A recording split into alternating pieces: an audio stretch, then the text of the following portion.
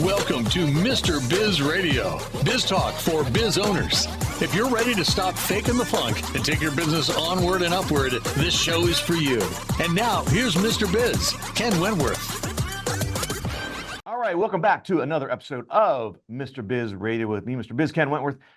And this week, this is going to be something, especially this show's coming out. It's the beginning of the year. This is something that everyone's probably going through. Maybe you went through last month, but especially end of the year, beginning of the year, people start to think about these things.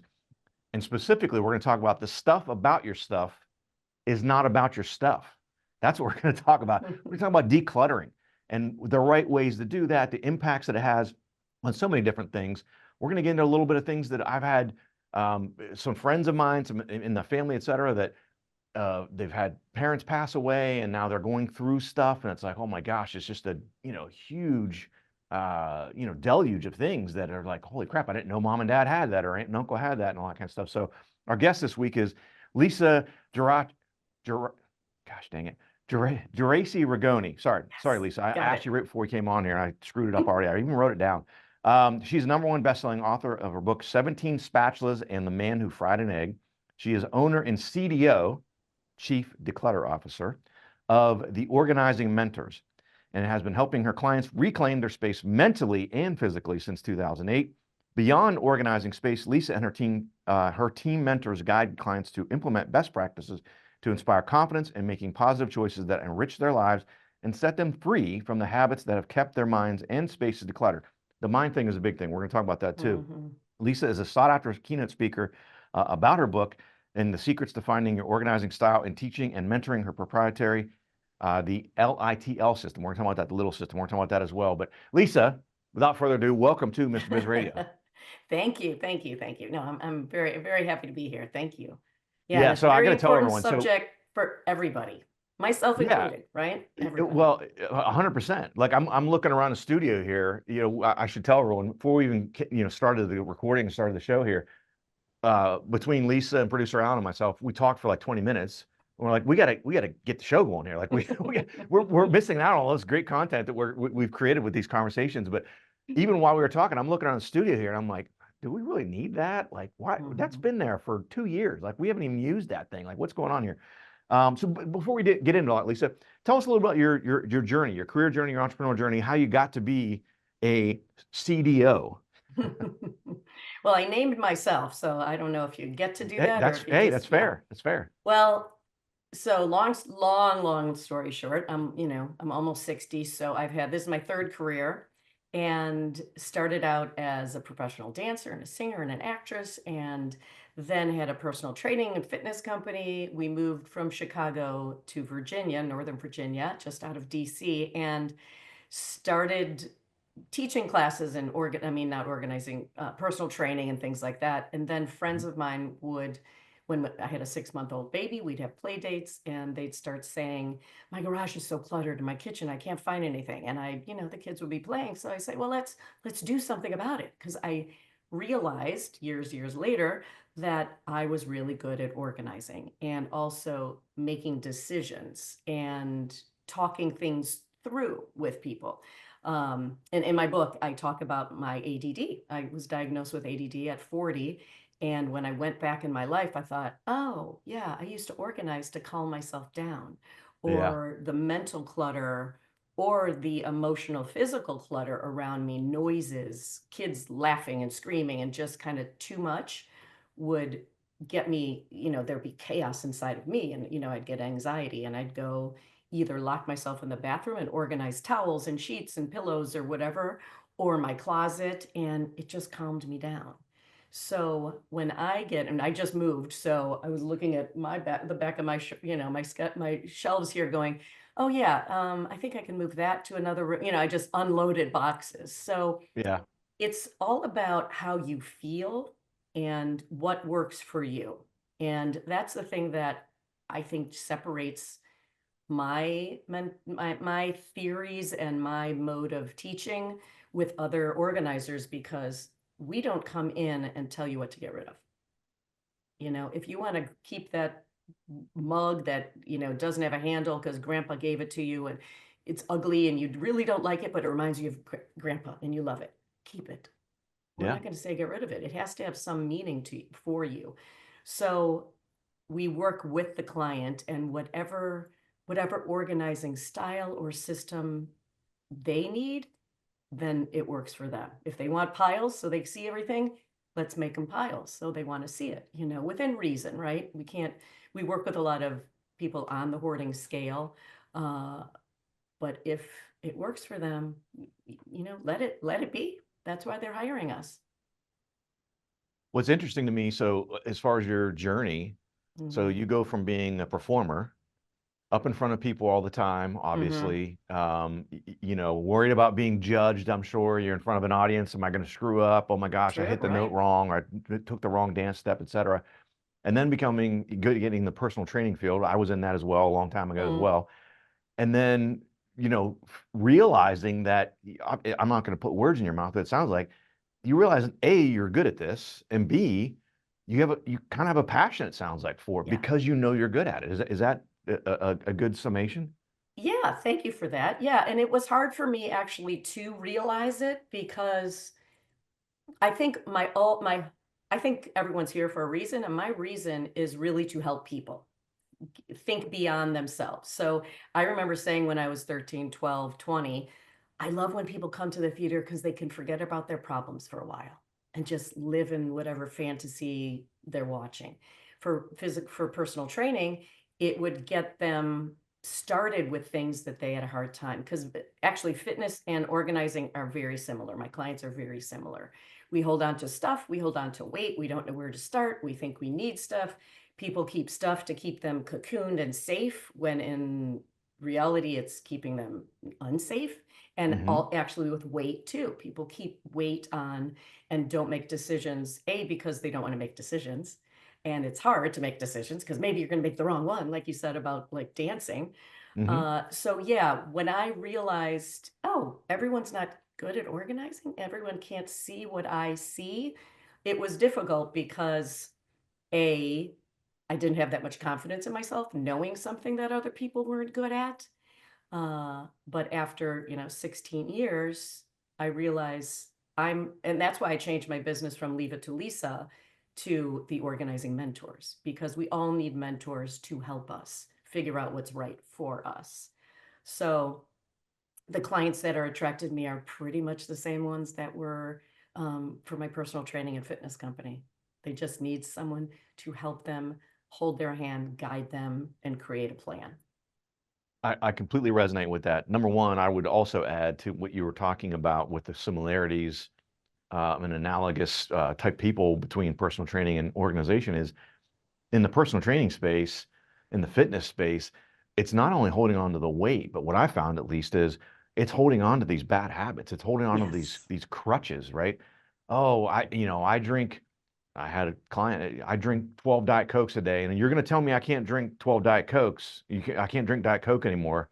I'm out. I'm not going to do this. Right. You're not my guy. Like, okay, relax. Just like you were talking about. I'm not going to tell you can't drink 12 Diet Cokes. I'm going to say Diet Coke. You can't drink 12.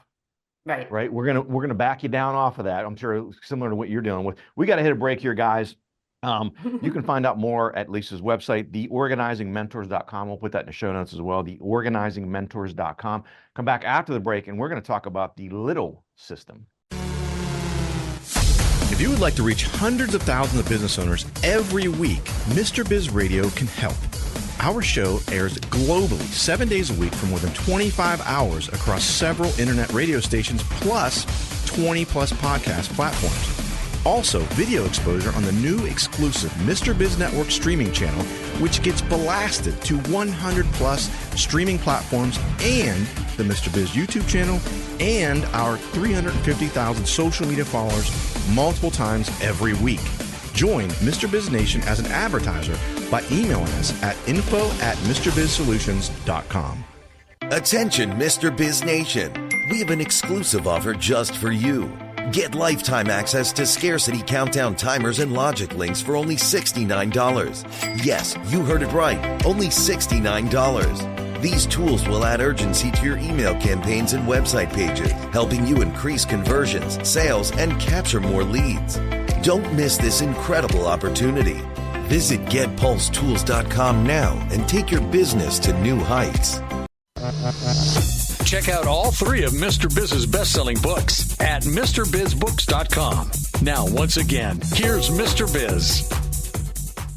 All right, welcome back to the show. We're talking about decluttering mentally and physically. We're talking about the stuff about your stuff is not about your stuff. So Lisa, getting right back into this, during the break, I was thinking about this. My brother and I just went through this with my mom.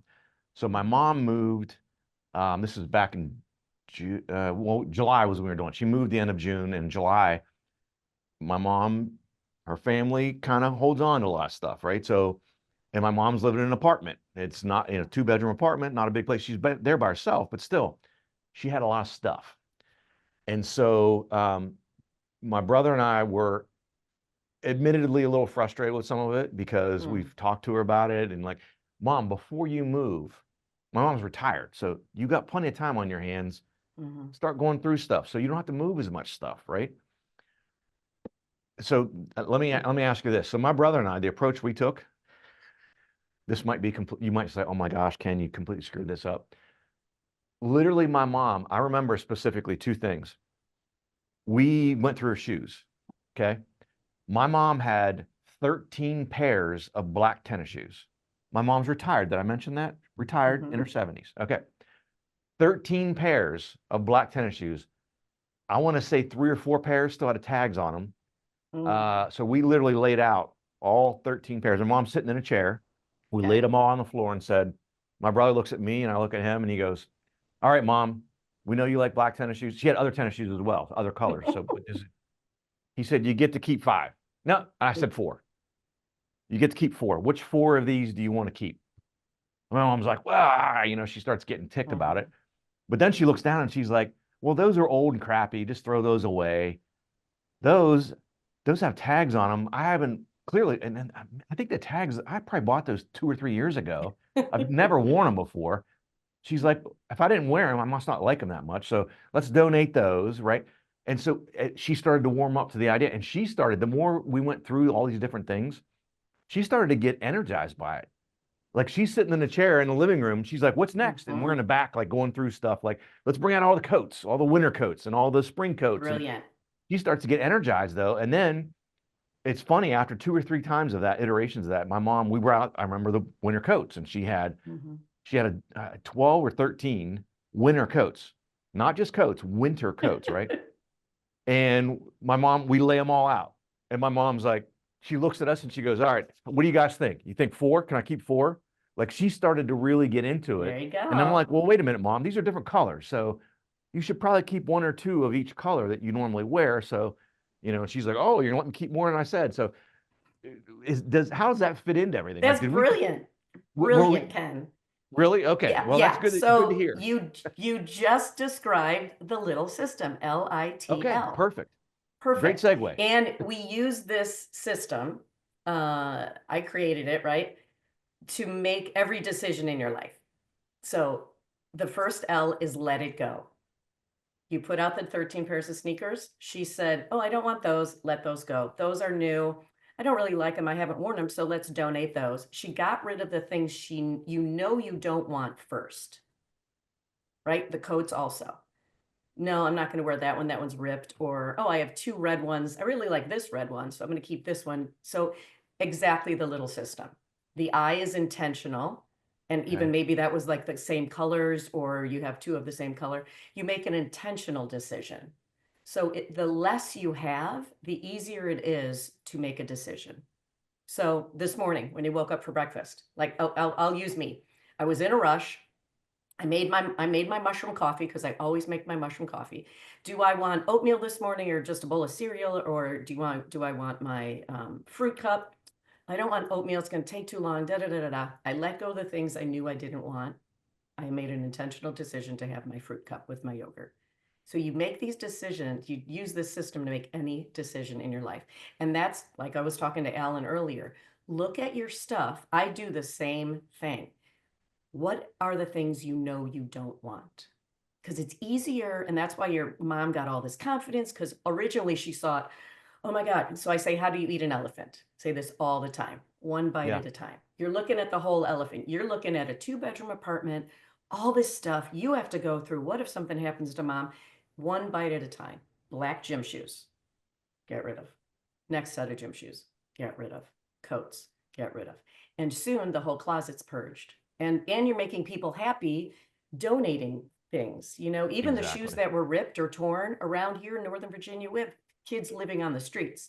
They would not mind a ripped pair of shoes if that's all they could wear. So be careful. I say this all the time. Be careful what you're throwing out into the landfill that's going to live until, you know, the earth blows up. Donate it. Someone needs what you don't want. So you're doing exactly the little system. And then T is transform. So she was transformed. You visually saw her like, okay, what's next? Let's go. She gets confidence. I can do For this. sure. Not as difficult as I thought. And then the L is love it and live it. So she's Okay. loving her space. It's less, you guys are for sure. And she can live in a less cluttered house and also with a little bit of confidence. So next time she goes out and she's drawn to those 8 pair of shoes, those black shoes, oh wait, I have a pair at home, because she'll remember what she has. So I grew up, I said to Alan, I think earlier, you know, I come to this business honestly. My parents collected. I call us lifers. They're not hoarders. They're just people who live in their houses their whole life. Kid stuff. We found trophies of ours when we were little. Yep. You don't get rid of anything. Because why would you? They're not broken. They're not trash. We can fix them, right? Duct tape and some super glue, my dad's 2 favorite things. Oh yeah, for sure. Yeah. Well, I'm glad that it sounds like we did a decent job, because literally that evening, so the big goal was, my mom's a big sewer.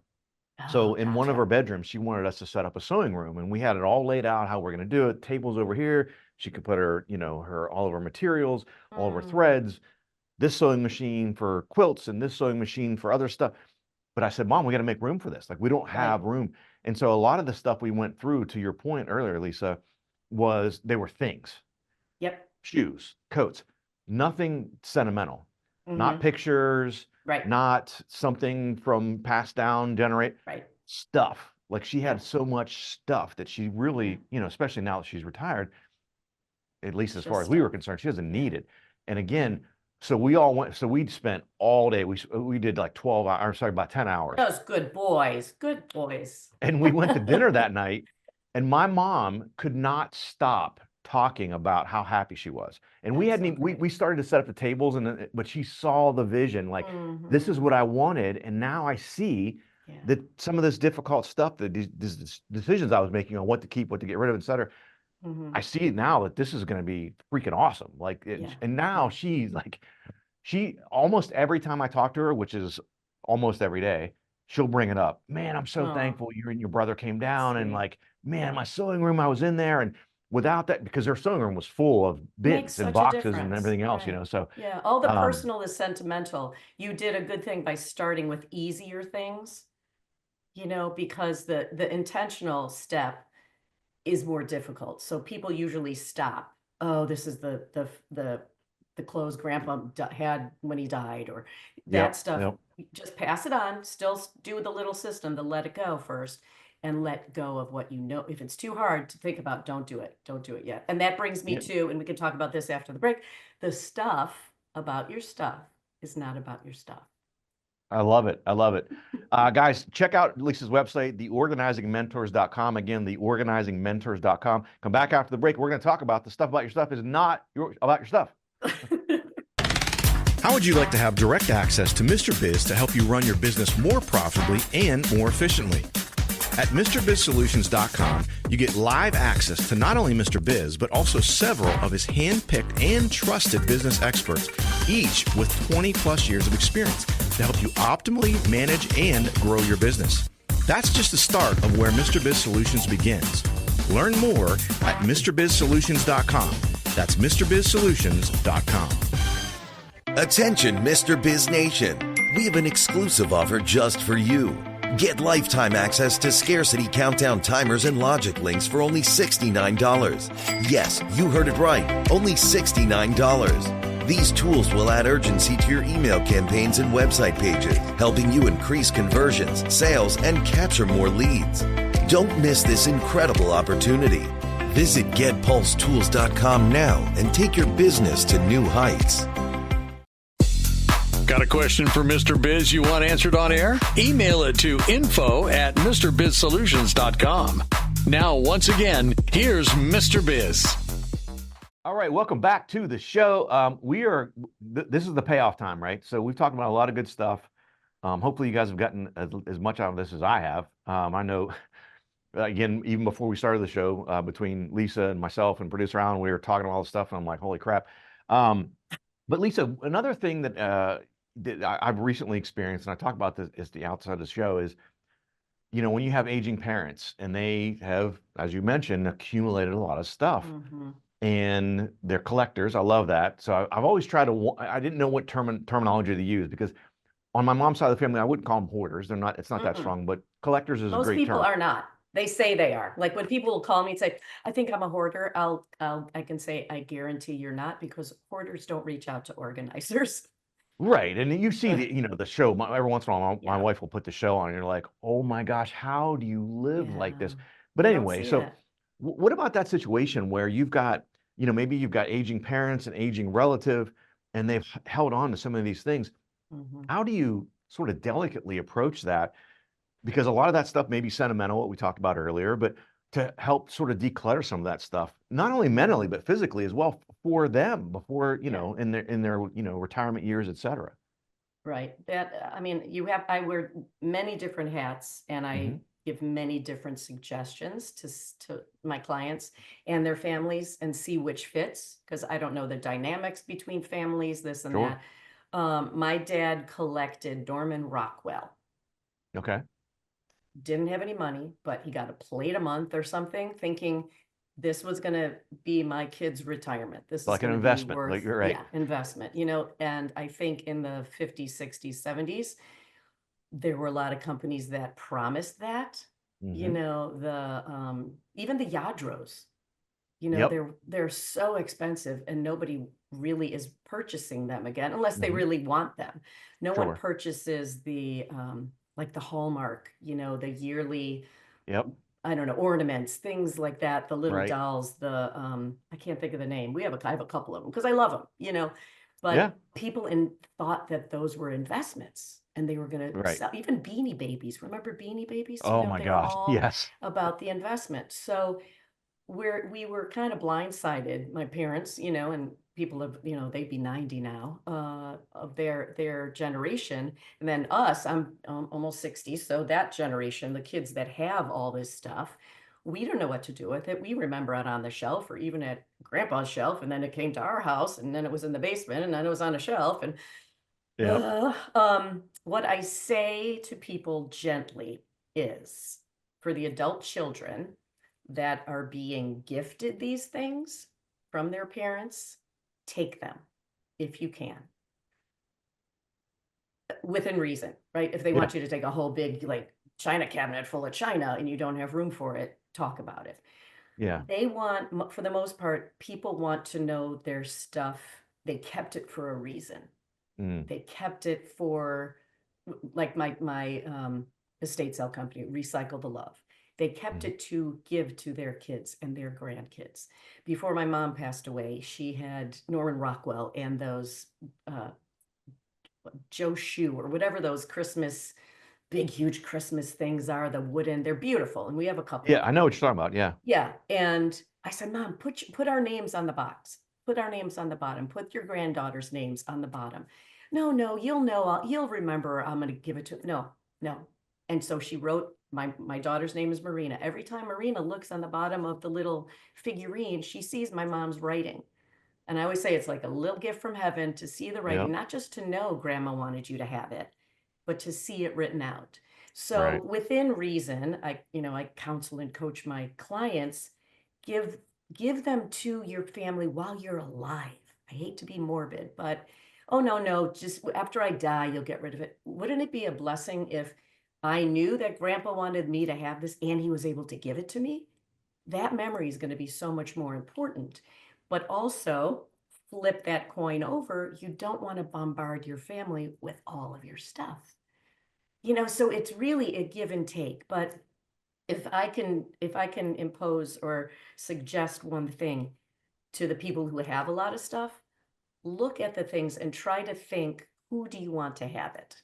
Because it'll mean more to you, Ken, to get something from your in-law, your aunt, your sister, your even a friend, like the jerseys we were talking about. Have Sure. them come and pick things out, or have them, oh God, I love when I saw Uncle Ken in that jersey, or, oh, can I have that one? My brothers and I did that when my parents were alive, and they were like, you want that? That cheap old whatever? Yeah, Right. because you have a good memory of it, and for those people who, I mean, there's a bunch of stories in my book about it, about people who think that they just have to keep buying and buying and buying. Does it really mean something to you? I've had to walk around my house when we were moving and say, okay, I really like that chair. I know it was, my mom's grandmother's or aunt's, but nobody sits in it. Someone else could use it. Let me donate it to Habitat for Humanity or a church, or raise Yep. money for the, whatever raise money for a nonprofit. Someone else needs what you don't want. It's easier said than done, right? It's like, just do it from Nike. Oh yeah, just do it. Just make the decisions. It's like, put fitness in your plan, just wake up earlier. No, I'd rather sleep. Right. Nobody wants to organize. No one wants to go through their stuff at the end of a work day or on the weekend. But if you want to have the control to go through it, and you don't want your kids to have the burden of going through it while they're grieving and all the other emotions that are going on, do it now. Have people do it now. An hour a day. Use a little system. Go through one drawer. Go through one closet. Just do the L. Just do the let it go. Yep. And it will get done. And you'll feel so much better, like your mom. You feel so much better and lighter, and ooh, I accomplished something today. I went through, so I had a bachelor weekend. This sounded absolutely hideous to all my buddies, right? So wife, daughters are all gone, just me and dog and cat. And it was late spring, early summer. So my buddies are like, oh, well, so we're going to go golfing. We're going to go watch the game Friday night. We're going to go golfing. Got a tea time at 7 in the morning on Saturday. We're going to go do this Saturday afternoon. Boom, boom, And boom. I'm like, no one's going to be home. I have crap I want to go through that I haven't gotten to for years. And so I literally had a system, because I'm such a nerd. And I'm like, okay, so Friday, everyone leaves. I'll be gone by 3 o'clock. 3 o'clock on, my schedule's booked until Sunday. They're going to be back at 6 or 7 in the evening. And I had it planned. I'm going to go through this closet Friday evening and then this room. And again, I'm such a nerd organizer. So I had to do that, right? Time-wise. And so then I just blocked it out, and I wouldn't stop on Friday. It took me much longer than I thought, as you would expect. It usually does, yeah. But I got to the end. Talk about a feeling of accomplishment. I took pictures. I sent it to my brother. I'm like, look what I did this weekend. Good for And he was you. like, you had the weekend to yourself as a bachelor, and this is what you did? I go, dude, you have no idea how freaking amazing this feels. Right. Right. And I'm a guy, I don't keep a lot of like clothes or anything like that crap. But I had so many things. I had suits that I hadn't worn in at least 10 years. I'm like, if I haven't worn them in 10 years, someone needs a suit for sure. Yeah, Like, there you go. Good. I donated a bunch of suits. So I think I had 8 trash bags full of clothes that I took and donated. Wow. And again, I'm a guy. So literally my wife gets home and she's like, holy crap. But then she goes to the closet and she goes, what are you going to wear on Monday? Like, you got rid of everything. She said, are you trying to approach this like a woman? Like, oh, now I get to go out and buy new stuff. I go, no, I'm getting rid of this stuff because I don't need it. I don't wear it, And someone else does. Yeah. Yeah, for sure. Oh, I love it. Yeah. Well, look, Lisa's been our guest this week. Again, you can find out more on her website, theorganizingmentors.com. Definitely go out and check out her latest book, 17 Spatulas and the Man Who Fried an Egg. Lisa, I really appreciate you coming on the show. If nothing else, I'm telling you selfishly, I learned a ton, and I feel much better about how my brother and I approached my mom. Oh my gosh, brilliant. Yeah. If you ever need a job in Ohio or wherever you are, let me know. I appreciate that. I appreciate that. Guys, Thank you very much. Yeah, for sure, for sure. Thanks for watching. Thanks for listening. Have a fantastic rest of your week, and don't forget, as always, cash flow is king. To become part of Mr. Biz Nation, follow him on all social media platforms or never miss a show by going to MrBizRadio.com. If you prefer free video content, visit the Mr. Biz YouTube channel or check out his streaming channel, which is available on 100 plus streaming platforms at MrBizNetwork.com.